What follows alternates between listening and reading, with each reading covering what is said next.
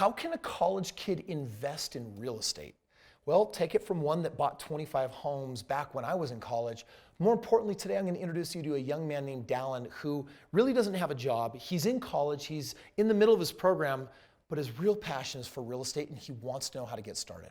I'm going to create a custom game plan for him and I'm going to show him exactly how I did it and exactly how he can do it too. I'm going to be sharing 4 different ways that he can do it. Hopefully it will help you on your journey as well.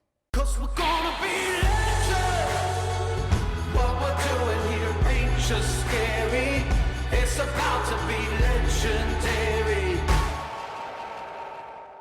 So I am sitting here with Dallin in college right now. What's up, bro? How you doing? Great, how are you? Good. And so Dallin, you've been watching the channel for a while. How long now? Ooh, a couple of years. A couple of years, getting some of the knowledge, and you told me that you have a ton of passion for this game of real estate. Yeah. And I want to really kind of find out what would his game plan look like if Dallin actually wanted to get in the game of real estate. Because right now he's really committed to being a student. You work just a little bit, 10 hours a week on the side, bring in a little bit of money, get a little bit of student loan debt, but you got a 3-year journey ahead of you in an accounting program. Yeah. So what do you do when you're committed to your program in college and don't really have time for a full-time job on the side? Maybe work a little bit in the summers. We're going to break it all down and find out really the plan that makes the most sense and see if any of it resonates with you. Let's do it. You ready? Yep, let's go. Awesome, Dallin. So listen, first of all, you said that you have some passion for real estate. Where does that come from? Honestly, I'm not sure. I've just always felt it inside. I think just the freedom that can come from investing and using your money correctly, I think is super powerful. Awesome. So in school, master's of program at a prestigious university to be an accountant, but at the same time, you're also freelance for software development, is that right? That's correct. And so quite eclectic. I'm just telling you, you definitely have an entrepreneurial bone, and those that get an education in accounting definitely helps on the side of how to run a business super competently and smart, because a lot of people mess up the accounting side. Awesome. So good background for you. All right, dude, let's dive in. So a couple of things I need to know. Other than working 10 hours a week, don't really have a job right now. Yeah. But you have been with them for the last 3 years. You are planning on working during the summers. Yes, that's correct. This is good. All right, so other than that credit, have you developed that? A little bit, not a whole lot. How many credit cards do you have? I'm signing up for one tonight. Okay, So. you're gonna wanna get a total of 3. Of 3, okay. Most banks want 2, maybe 3 lines of credit, and I don't really want you to use them and rack them up. I just want you to use and pay off, use and pay off. The same thing you would use a debit account for to like buy gas, just actually use the credit card and then pay it off. Okay. What it does is we're trying to develop a history with the credit bureaus that basically say, hey, I'm financially responsible. My FICO score matches my accounting degree. Here are some of the options that I'm seeing right now that I want to create some awareness on. The first one that I want to show is that in the summer, when you go full-time, you can leverage the last 3 years of history, and the banks will say that's uninterrupted work history. And they want 2 years. You're past that mark. And then when you go to full time, what the banks will do is they'll actually bounce that up, and whatever you're claiming income right then is what they'll use for the last 2 years. Oh, interesting. Yeah, it's a little cute little loophole that I've exploited before. And what that means is you can be student, working 10, 20 hours a week on the side, and then all of a sudden in the summer you pop up to full time, and you wait near the end of the summer, and the bank says, wow, your pay stubs are showing strong, and based on that, we're going to qualify you to buy a house because you have a 2-year history. Okay. Does that make sense? Yeah. So what would you do? You would focus on buying what we call a primary residence. Now, the downside of this is you got to probably save up $4,000 to $5,000 to basically put what's called a 3% down payment on a home. Now, the good news is when you buy this house, you're not married, right? No. So you get 3 roommates, and you actually charge your roommates rent, and guess what they're doing? Paying down the mortgage. They're paying the mortgage down. They're covering the rent, and there's actually usually in this area, there's positive cash flow. So there's room for you, depending on whether you're zoned for 4 or 6 students. If you would focus on something more like 6, get something in the area, give someone private rooms, shared rooms, all of that kind of action. My guess is you're probably going to be $300 to $500 a month positive cash flow. And that just means that you can get in the game of real estate, but you don't need a whole lot of money to do it.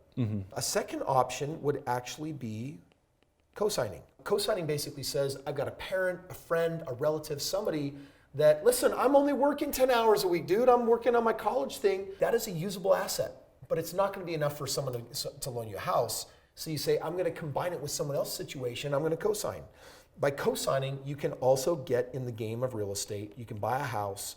It could be a primary residence, Or it could be an investment property. P for primary, I for investment property. And so when you take a look at that, that's just another way of getting in the game. I'd probably go primary, small amount of money. You could even split it with them, going 50-50, and actually have joint ownership on the house.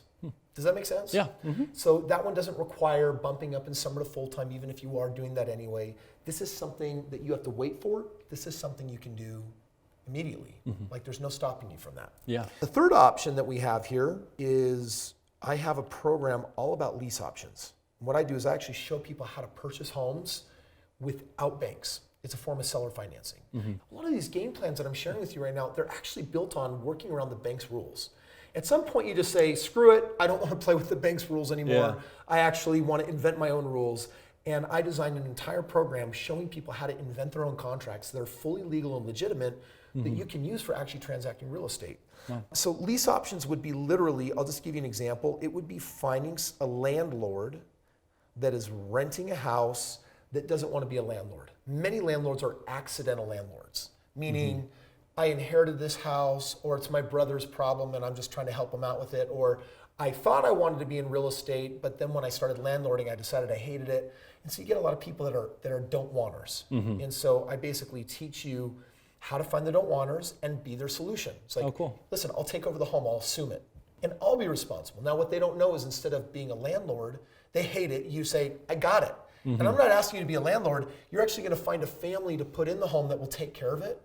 And it's like a landlordless version of renting, but they pay a premium on rent, which means a higher cash flow. So there's something for the original buyer, and there's something in the middle for you. It's called a sandwich lease.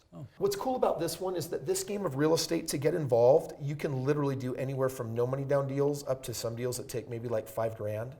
But from 0 to $5,000, that's really the financial commitment that it takes to actually learn and how to leverage that system. This takes some hustle. This isn't really a hustle system. This isn't a hustle system. This is a little side hustle. This could be like, hey, I'm gonna spend 5-6 hours a week combing through, watching the market, and finding the things that meet the requirements that Kris says. I look into them and I find the house that I'm gonna do. Cool. So I've done a lot of houses like this, take no money, no credit, or very little money, very little credit.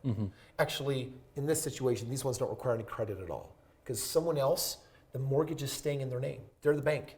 Yeah. They're not making you qualify the way a bank would. Does that make sense?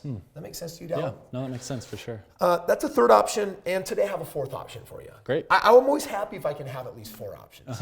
I'll give you a horrible fifth option. I'll blow it. I won't even write it up because I hate it, but it's called wait till you graduate and then you can get a job and jumping into real estate will be easy. Yeah. I don't like that option because I hate it. I don't like it I either. don't like waiting, so I'm not even going to write it down. Yeah. So this fourth option right here, Dallin, this is what I call partnering. I've got a program right now that's called Maverick. And the way the Maverick program works is I basically say, hey, as you're out there in the game of money and wealth and finance, if you meet people that like what I do, like my channel, like my 4,000 home track record and want to partner with me, because you sent them my way, I'm doing this as a way to get you in the game. I'll take my ownership, I'll cut it in half and I'll split it equally with you. Wow. For the referral, you don't have to put any money in, you don't have to put any credit in, and you're actually buying real estate. Wow.